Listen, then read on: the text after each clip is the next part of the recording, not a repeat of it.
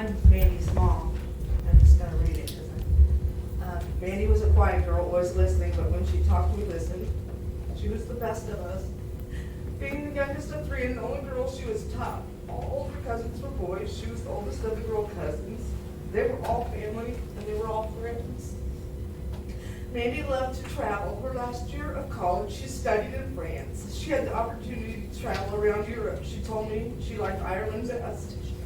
Mandy taught in South Korea for a year. When she came back home, she worked at Morgan Elementary, working with special needs children.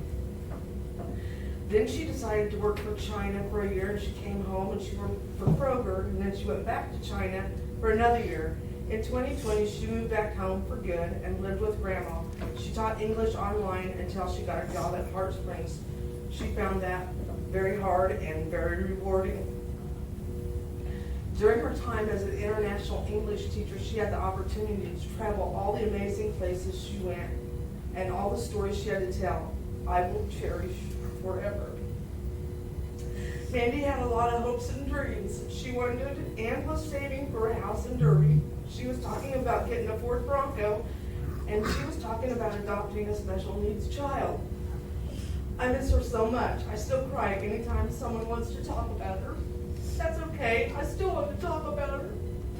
She is the first thing I think about when I wake up and the last thing I pray about when I go to bed.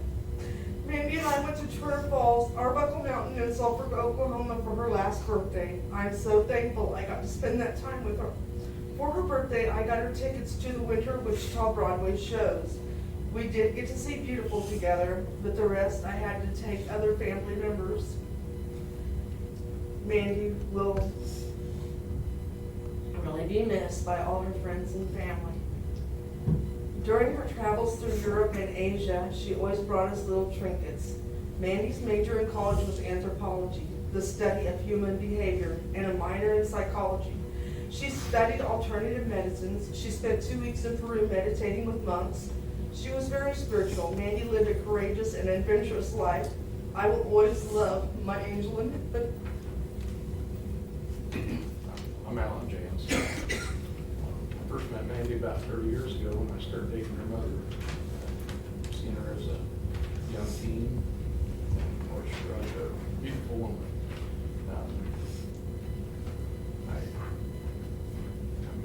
The plea deal is something we accepted because we didn't want to put everybody through the trial. We don't think it's fair trade for Mandy's life, but so be it. We had to read the rest. Mandy lived a life that can only be described as extraordinary adventure, fueled by insatiable curiosity, a heart full of learning and deep spiritual reflection.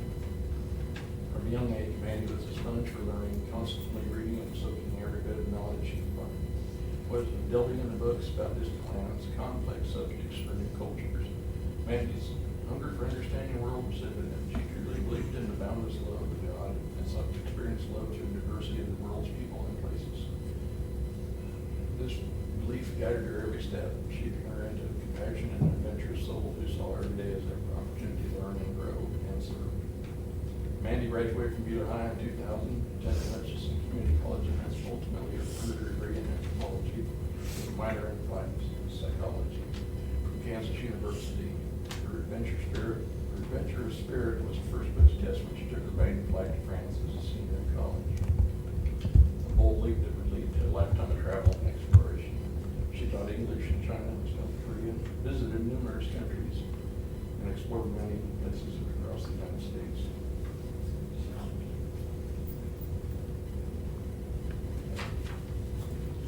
Always returning with stories and deeper appreciation for the world's riches.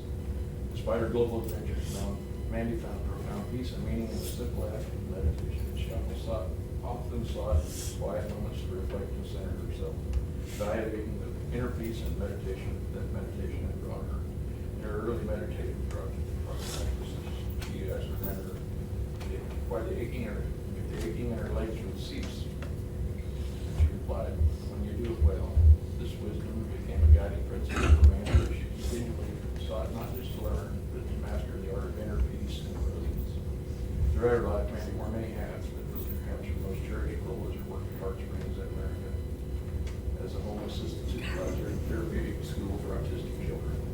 Mandy poured her heart into her work, shouting, put herself at risk of physical injury, but always feeling deeply fulfilled by the experience. And the difference she made in the lives of the children that she served. Her dedication didn't go unnoticed. She received numerous awards and accolades, though she remained humble, always focusing on the joy of it, rather than the journey, rather than the recognition. Described by those who knew her as independent and humble and full life, Mandy's smile would light the room, and her laughter was infectious. She was not only a beacon of knowledge, but also a fountain of joy. Always ready with a smile, encouraging words. Her family and friends will remember her as someone who loved life to the fullest. An open heart, that is your spirit. I'm Tina Scott. Mandy was my niece. To our side of the family, Mandy was beloved niece and cousin. She graduated college, traveled the world teaching, and then worked with severely autistic children. She was someone the whole family looked up to and wanted to strive to be more like.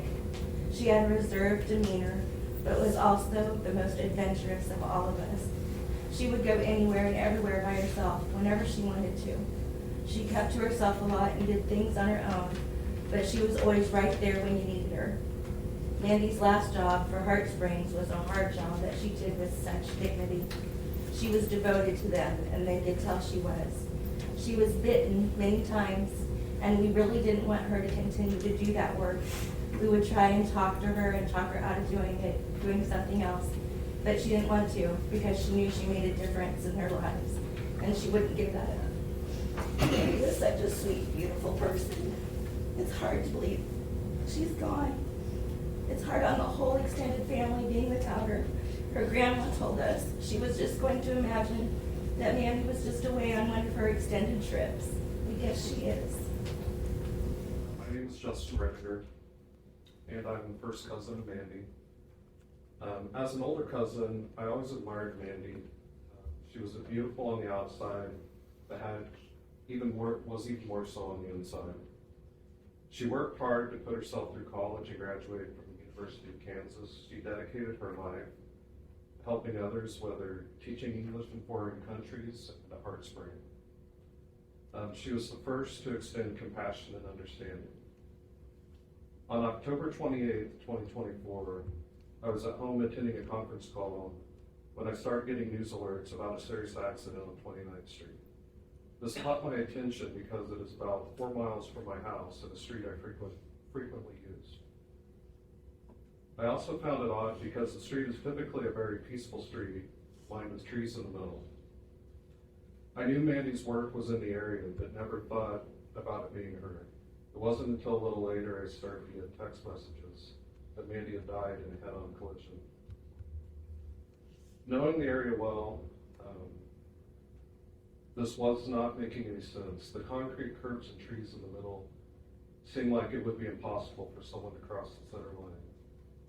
Shortly after, I saw the video footage from WPD to see a vehicle driving on the wrong side of traffic of a well-divided street, to see Mandy make a last effort to move to the right is heartbreaking and should have never happened. It is hard to describe the shock, disbelief, and horror knowing Mandy's life was senselessly taken from all of us. It was an even greater shock to hear a life could be taken and the person who caused it would have a chance to be out of prison at an age younger than Mandy was when she died. Naturally, you want the person to spend the rest of their life in prison. The only solace at this point is knowing the type of person Mandy was and the compassion she had for others. While we still mourn the loss of Mandy and miss her, my only hope is that Caitlin will find a way to contribute to society in a meaningful way that helps others after serving her time. Mandy did not get a second chance, but if Caitlin has any remorse for the life she has taken, then she will spend the rest of her days making it right. Yes, if you have a statement, this is your opportunity to make it. And she's making the statement for the family, but we will be addressing the court. To Mandy's family for some reason. I wrote many letters trying to find the right words to say to each of you. I understand it's very hard for some of you guys to forgive me, but I want to start off by saying I sincerely apologize from my whole entire heart. I am very deeply sorry. I think about this situation every day. There's not a day that goes by that I don't, and I'm so sorry for the pain and chaos I've caused each and every one of you. I pray for Mandy all the time, and for all of you that have it in your heart to forgive me, I pray God heals you all, gives you each the peace and comfort you all deserve. As to my mom and my family, I'm deeply sorry for the pain I've caused you guys, along with the pain I've caused my kids. I know forgiveness takes time, but I pray that everyone here will one day forgive me. But again, I'm truly sorry for the past, Mandy, and I pray for healing and comfort and peace for each of you. And from this situation, I have learned a lot. I've learned to be a better person, and I've learned